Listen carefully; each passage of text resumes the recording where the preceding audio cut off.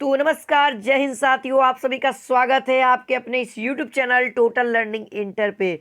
तो दोस्तों, मैं आप सभी के लिए फिर से लेकर के आ गया हिंदी का मोस्ट इंपॉर्टेंट क्वेश्चन, जो कि आपके 2022 के एग्जाम में यहाँ से क्वेश्चन पूछेगा। ठीक है, तो इस वीडियो को अच्छे से और इसमें जो बताया गया है क्वेश्चन उसको अच्छे से सुनिएगा और आंसर को अच्छे से देखिएगा दोस्तों, ताकि आप भी अपने एग्जाम में अच्छा से अच्छा स्कोर कर सकें। ठीक है, तो चलिए दोस्तों, इस क्लास को शुरू करते हैं। और शुरू करने से पहले दोस्तों, आप सभी से एक बहुत ही छोटा सा रिक्वेस्ट है। यदि आप दोस्तों हमारे इस चैनल पे नए हैं, पहली बार है, तो इस चैनल को जरूर से सब्सक्राइब करिएगा दोस्तों, और बेल आइकन को ऑल कर लीजिएगा, ताकि मैं बिहार बोर्ड के इंटर से है ना 12th से जो भी क्वेश्चन इंपॉर्टेंट डालूँ तो आपके पास नोटिफिकेशन पहुँच जाए। चलिए, यहाँ पे देखिएगा दोस्तों, क्वेश्चन नंबर 1 आपके स्क्रीन पे मैं लेकर के आ गया हिंदी का पहला क्वेश्चन। इससे पहले भी मैं वीडियोस बना चुका हूं और प्लेलिस्ट भी आपका तैयार है। आपको डिस्क्रिप्शन में प्लेलिस्ट का लिंक मिल जाएगा, वहां से भी जाकर के आप सभी वीडियो को सीरीज बाय सीरीज देख सकते हो। यहाँ पे क्वेश्चन नंबर 51 कहता है दोस्तों, सूरदास सूरदास किस भाषा के कवि है? तो इसका आंसर दोस्त आप लोग याद रखिएगा, जो सूरदास है वो ब्रज भाषा के कवि हैं, ब्रज भाषा के। ठीक है, यहाँ देखिए दोस्तों, क्वेश्चन नंबर 52 कहता है, दलित साहित्य का सौंदर्य नामक आलोचना पुस्तक किसने लिखी? तो इसका याद रखिएगा दोस्तों, इसका आंसर जो होगा दोस्तों option number A, Om Prakash Valmiki के द्वारा। किसके द्वारा दोस्तों? ओम प्रकाश वाल्मीकि के द्वारा लिखा गया है। चलिए अगला प्रश्न देखिए, क्वेश्चन नंबर 53 कहता है, ओ सदा नीरा शीर्षक निबंध में वर्णित मन कैसे ताल है? यानी कि दोस्तों मन का कैसा तुलना किया गया है? तो इसका आंसर होगा दोस्तों ऑप्शन नंबर डी, गहरे और विशाल से, है ना। मन कैसा है? गहरा एवं विशाल है। ठीक है, चलिए आगे बढ़ते हैं। अगला प्रश्न आप लोग देख लो, क्वेश्चन नंबर 54 कहता है दोस्तों, किसकी विजय हुई सेना की नागरिकों की पंक्ति किस पाठ से लिया गया है? ये जो पंक्ति आप लोग देख रहे हैं दोस्तों, यह किस पाठ से लिया गया है? तो चलिए इसका आंसर जो होगा दोस्तों, मैं बताना चाहता हूं आप सभी को, ऑप्शन नंबर ए, हार और जीत पाठ से लिया गया है। किस पाठ से लिया गया है? हार और जीत पाठ से लिया गया है। चलिए अगला प्रश्न देखिए दोस्तों, क्वेश्चन नंबर यहाँ पे 55 कहता है, अशोक वाजपेयी का मूल निवास स्थान कहाँ है? अशोक वाजपेयी का मूल निवास स्थान कहाँ है? तो दोस्तों इसका राइट आंसर जो होगा ना, वो होगा सागर और मध्य प्रदेश से। कहाँ से हुआ था? सागर और मध्य प्रदेश से। ठीक है, चलिए आगे बढ़िए। क्वेश्चन नंबर यहाँ पे 56 कहता है, क्लर्क की मौत शीर्षक कहानी में क्लर्क का क्या नाम है? क्लर्क की मौत शीर्षक कहानी में क्लर्क का क्या नाम है दोस्त? तो यहाँ पे याद रखिएगा दोस्तों आप लोग, इवान ट्रमित्रिच चेखैकोव याद रखिएगा। ऑप्शन नंबर ए दोस्तों यहाँ पे राइट हो जाएगा। ठीक है, बहुत ही अजब नाम है। चलिए आगे बढ़ते दोस्तों, यहाँ पे क्वेश्चन नंबर 57 कहता है, ईमानदार शब्द का विलोम क्या होगा? देखिए अब ग्रामर से क्वेश्चन आ गया। ईमानदार शब्द का विलोम क्या होगा दोस्तों? इसका आंसर तो सब स्टूडेंट बताएंगे, ऑप्शन नंबर बी दोस्तों, बेईमान, है ना। ईमान का बेईमान हो जाएगा, ईमानदार का बेईमान। ठीक है, अब चलते हैं अगला क्वेश्चन दोस्तों। 52 कहता है यहाँ पे, आवरण शब्द का विलोम क्या है? आवरण शब्द का विलोम क्या है? तो अनावरण हो जाएगा। क्या होगा दोस्त? यहाँ पे आवरण का क्या होगा? अनावरण होगा। तो ऑप्शन नंबर डी दोस्तों ध्यान रखिएगा। चलिए अगला प्रश्न देखिए, यहाँ पे क्वेश्चन नंबर कहता है 59, ऊंच शब्द का विलोम क्या है? ऊंच शब्द का विलोम क्या है? तो यहाँ पे जो आंसर होगा दोस्तों वो होगा ऑप्शन नंबर बी, नीच होगा। क्या होगा? ऊंचा का नीचा और ऊंच का नीच। ठीक है, ध्यान रखिएगा। चलिए क्वेश्चन नंबर 60 आप लोग देखिए दोस्तों, कहता है, कठोर का विलोम क्या है? कठोर मतलब हार्ड और इसका उल्टा मतलब कोमल। ऑप्शन नंबर डी देख सकते हैं दोस्तों, कोमल लिखा हुआ है, आपका आंसर कोमल हो जाएगा। चलिए आगे बढ़िए दोस्तों। क्वेश्चन नंबर 61 कहता है यहाँ पे कि भक्ति माल किसकी रचना है? यह एक प्रकार की पुस्तक कह सकते हो। ठीक है, यह किसकी रचना है दोस्तों? तो इसका राइट आंसर आप लोग को याद रखना है, नाभा दास की। किसकी रचना है? नाभा दास की। तो ऑप्शन नंबर ए दोस्तों आप लोग याद रखिएगा, भक्ति माल किसकी रचना है? नाभा माल की। चलिए दोस्तों, बहुत ही ज़्यादा इंपॉर्टेंट है दोस्तों, है ना। इसीलिए मैं आपको ये सब क्वेश्चन को करवा दे रहा हूँ, ताकि आप लोग अपने एग्जाम में ये सब क्वेश्चन को छोड़ कर ना आओ। यहाँ पे 62 देखिए दोस्तों, हिंदी कहानी के विकास में मील का पत्थर कौन सी कहानी मानी जाती है? हिंदी के विकास में मील का पत्थर, यहाँ पे देखिए जो कहानी है वह कहानी के अंतर्गत मानी जाती है। ऑप्शन नंबर ए है दोस्तों उसने कहा था, बी है पंच परमेश्वर, सी है पुरस्कार, ऑप्शन नंबर डी है मंगर। तो यहाँ पे मंगर तो हम लोग को 10वें क्लास में पढ़ना था, तो इसका आंसर जो होगा ना दोस्तों वो होगा ऑप्शन नंबर ए उसने कहा था। ये चैप्टर आपको पढ़ना है ना, 12th में ये चैप्टर पढ़ना है। चलिए आगे बढ़िए। क्वेश्चन नंबर यहाँ पे 63 आप लोग देखिए दोस्तों, थोड़ा सा जूम कर देता हूँ। 63 कहता है जयशंकर प्रसाद का महाकाव्य है। जयशंकर प्रसाद का महाकाव्य कौन सा है दोस्तों? तो इसका आंसर होगा कामयनी, है ना, कामायनी यहाँ पे आंसर हो जाएगा दोस्तों, ऑप्शन नंबर ए याद रखिएगा। चलिए आगे बढ़ते हैं। अगला प्रश्न देखिए दोस्तों, क्वेश्चन नंबर यहाँ पे 64 कहता है पुत्र वियोग, पुत्र वियोग शीर्षक कविता की कवित्री कौन है? कवित्री कहना है क्या मतलब लड़की में, है ना। देखो आपसे क्वेश्चन करेगा कि कवि का स्त्रीलिंग क्या होगा, तो कवित्री होगा, कुछ इस तरीके से लिखा हुआ रहता है, ध्यान कर लो। यहाँ से भी क्वेश्चन है, क्लियर हो गया आपका, और ये बहुत इंपॉर्टेंट है कवित्री वाला, ठीक है।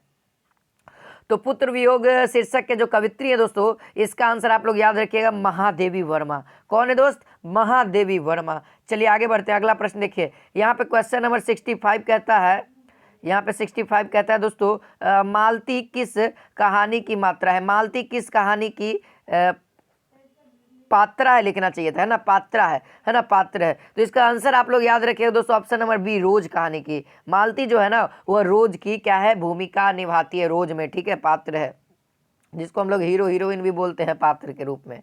चलिए क्वेश्चन नंबर 66 कहता है दोस्तों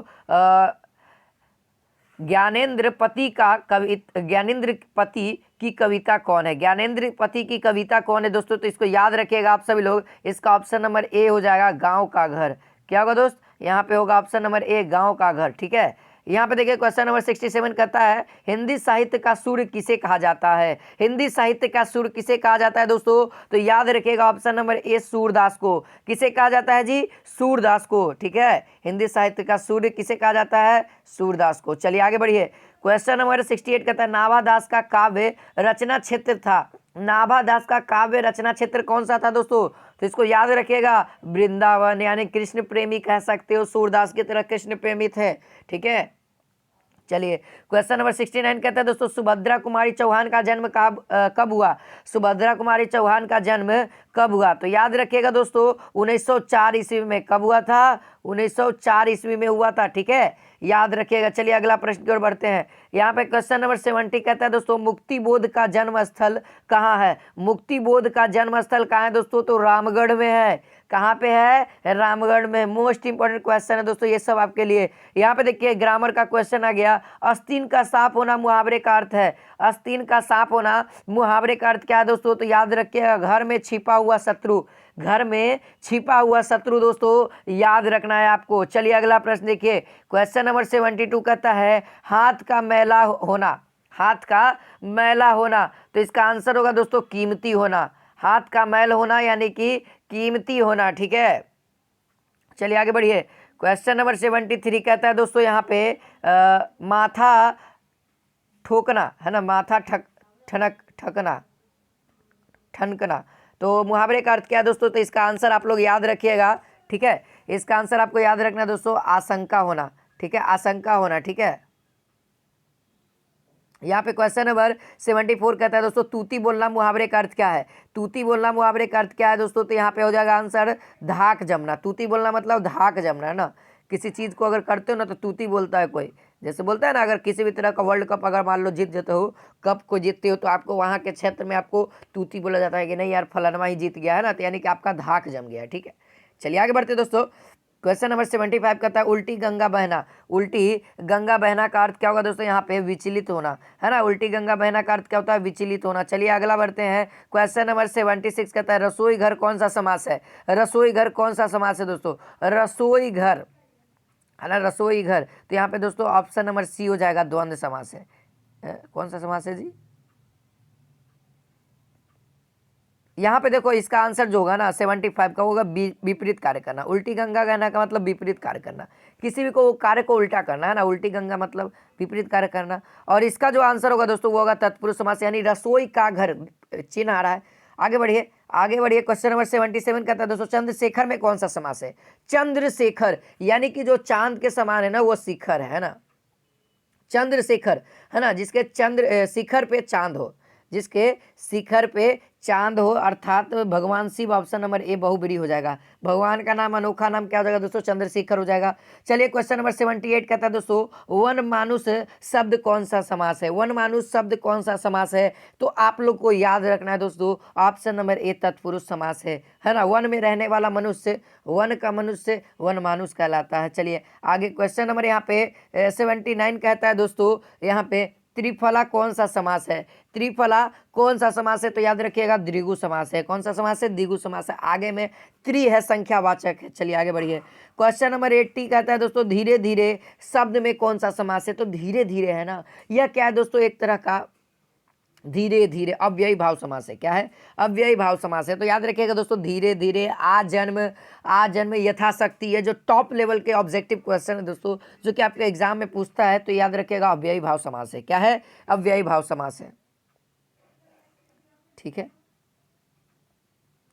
चलिए आगे बढ़िए। क्वेश्चन नंबर 81 कहता है दोस्तों, आलस्य शब्द का विशेषण क्या है? आलस्य शब्द का विशेषण क्या है ना, विशेषण बताना है। तो इसका आंसर आप लोगों को क्या याद रखना है दोस्त? आलसीपन, है ना। आलसीपन यहाँ पे क्या हो जाएगा दोस्तों? विशेषण हो जाएगा। ठीक है, आलसीपन, आलसी नहीं, आलसीपन, है ना। चलिए यहाँ पे क्वेश्चन नंबर 82 कहता है, अध्यापका का शब्द क्या है? अध्यापका का शब्द क्या है? उपसर्ग, है ना। अध्यापका शब्द में उपसर्ग क्या है? अध्यापका में तो यहाँ पे जो होगा आंसर वो हो जाएगा दोस्तों, ऑप्शन नंबर ए अध हो जाएगा। क्या हो जाएगा? अध हो जाएगा। यहाँ पे दोस्तों सपरिवार में उपसर्ग बताना है। सपरिवार जो शब्द है उसमें उपसर्ग क्या होगा? तो यहाँ पे स उपसर्ग होगा। स जोड़ परिवार, है ना, स जोड़ परिवार। और अंकुरित में प्रत्यय बताना है दोस्तों। अंकुरित में प्रत्यय बताना है, तो इसका आंसर याद रखिएगा इत प्रत्यय है। देखो ई है और त है, तो इत प्रत्यय हो गया ना, इत प्रत्यय हो गया ना। चलिए देखिए क्वेश्चन नंबर 85 आप लोग देखिए, महिमा शब्द में कौन सा प्रत्यय है? महिमा शब्द में कौन सा प्रत्यय है? ठीक है, तो यहाँ पे जो आंसर होगा ना, महिमा शब्द में प्रत्यय बताना है। तो यहाँ पे आंसर आप लोग को पता लग रहा होगा दोस्तों, ऑप्शन नंबर डी जी, आ प्रत्यय। क्या है? आ प्रत्यय। अब ईमा मत लगा देना क्योंकि सर ई है, मही जोड़ आ हो जाएगा। ठीक है, महिमा। अब क्वेश्चन नंबर 86 देखिए, आनंदमय में कौन सा समास है? आनंदमय में कौन सा समास है? तो आनंदमय में तत्पुरुष समास है। कौन सा समास है दोस्त? तत्पुरुष समास है। नवरत्न में कौन सा समास है? तो नवरत्न में दोस्तों द्विगु समास है। ठीक है, हाँ द्विगु समास है। ऑप्शन नंबर सी यहाँ पे राइट हो जाएगा। चलिए आगे देखिए, क्वेश्चन नंबर 8 कहता है, चंद्रमौली शब्द कौन सा समास है? चंद्रमौली को शब्द कौन सा समास है? तो याद रखिएगा दोस्तों, ऑप्शन नंबर ए बहुब्रीहि समास है। कौन सा समास है? बहुब्रीहि समास है। आगे बढ़िए, क्वेश्चन नंबर 89 कहता है दोस्तों, आकाश पाताल एक करना, मुहावरे का अर्थ क्या है? कठिन परिश्रम करना, है ना। कठिन परिश्रम करना इसका आंसर होगा, है ना। मुट्ठी में करना, मुट्ठी में करना यानी कि वश में करना। ठीक है, वश में करना यहाँ पे आंसर हो जाएगा। ठीक है, चलिए आगे बढ़िए दोस्तों। पंचायत राज में क्या खो गया है? पंचायती राज में क्या खो गया है? तो इसका आंसर याद रखना दोस्तों, पंच परमेश्वर के यह खो गया है। ठीक है, पंचायती राज में पंच परमेश्वर खो गया है। यहाँ पे चलिए क्वेश्चन नंबर 92 कहता है, अंतोनन चेखव की कहानी है। अंतोनन चेखव की कहानी कौन सा है दोस्त? तो यहाँ पे आंसर होगा क्लर्क की मौत, है ना। अंतोनन चेखव की कहानी है क्लर्क की मौत। चलिए आगे बढ़िए, क्वेश्चन नंबर 93 कहता है, एक लेख और एक पत्र में भगत सिंह ने किसको पत्र लिखा था? एक लेख और एक पत्र में भगत सिंह ने किसको पत्र लिखा था? तो इसका आंसर आप लोग याद रखिएगा, वह सुखदेव को लिखा था। किसको लिखा था? सुखदेव को लिखा था। चलिए 94 कहता है, तेरी कुरमाई हो गई, तेरी कुरमाई हो गई का किस कहानी से संबंध है? तो इसका आंसर आप लोग को याद रखना है, उसने कहा था। यह कौन से कहानी का है? उसने कहा था। तेरी कुरमाई हो गई, यह उसने कहा था कहानी का है। चलिए क्वेश्चन नंबर 95 कहता है दोस्तों, ज्ञानेंद्र, है ना, ज्ञानेंद्र पति किस प्रशासनिक पद पर थे? ज्ञानेंद्र पति किस प्रशासनिक पद पे थे? तो इसका आंसर आप लोग को याद रखना है, कारा अधिरक्षक पे। कारा अधिरक्षक पे याद रखना है दोस्तों। चलिए अब थोड़ा सा ग्रामर का और भी क्वेश्चन आ गया है। 96 कहता है दोस्तों, यहाँ पे कृष्ण शब्द का विलोम बताइए। कृष्ण शब्द का विलोम क्या होगा? शुक्ल होगा। क्या होगा? शुक्ल होगा। ये भी क्वेश्चन आपके एग्जाम में पूछता है, लल्लन टॉप ये सब क्वेश्चन है दोस्तों, एकदम याद रख लीजिए। स्तुति शब्द का विलोम क्या है? जो पढ़ता है ना उसको पता लग गया होगा कि ये सब कितना इंपॉर्टेंट है, और जो नहीं पढ़ता है उसको थोड़ी ना पता लगेगा कि इंपॉर्टेंट है कि नहीं है ना। स्तुति शब्द का विलोम क्या है दोस्त? तो यहाँ पे आंसर हो जाएगा स्तुति का निंदा, है ना। स्तुति मतलब करना क्या होता है? बड़ाई करना, और निंदा मतलब होता है बुराई करना, है ना, ये होता है। तो इसका विलोम शब्द बड़ाई का बुराई हो जाता है। चलिए 98 कहता है दोस्तों संध्या शब्द का विलोम क्या है। संध्या मतलब शाम होता है, और इसका उल्टा हम लोग क्या कहेंगे दोस्तों, प्रातः, सुबह, है ना। संध्या का शाम हो जाएगा और प्रातः मतलब सुबह हो जाएगा। ऑप्शन नंबर ए याद रखिएगा। चलिए आगे बढ़ते हैं दोस्तों। 99 देखिए यहाँ पे कहता है दूषित शब्द का विलोम क्या है। दूषित शब्द का विलोम क्या है, तो दूषित का आप सभी को याद ही होगा दोस्तों, दूषित मतलब खराब और स्वच्छ मतलब अच्छा। तो ऑप्शन नंबर सी हो जाएगा, ठीक है। चलिए शेष शब्द का विलोम शब्द क्या है। शेष मतलब होता है थोड़ा सा बचा, और अब शेष यहाँ पे क्या हो जाएगा दोस्तों, शेष का मतलब क्या हो जाएगा, शेष का विलोम हो जाएगा अवशेष, है ना, जो बचा हुआ है। शेष, शेष मतलब जो नहीं बचा हुआ है, ठीक है। शेष मतलब थोड़ा सा बचा हुआ है, और अब शेष मतलब जो पूरा बचा हुआ है, ठीक है। तो ऑप्शन नंबर बी यहाँ पे याद रखिएगा। तो आई होप दोस्तों आप सभी को ये क्लासेज अच्छी लगी होगी। तो डेली दोस्तों आप लोग हमारे इस चैनल पे इसी तरीके से इंपॉर्टेंट क्वेश्चन ले सकते हैं। तो मिलते हैं नेक्स्ट वीडियो में। आज के लिए बस इतना ही। तो फटाफट लाइक और शेयर कर दीजिए। जय हिंद, जय भारत।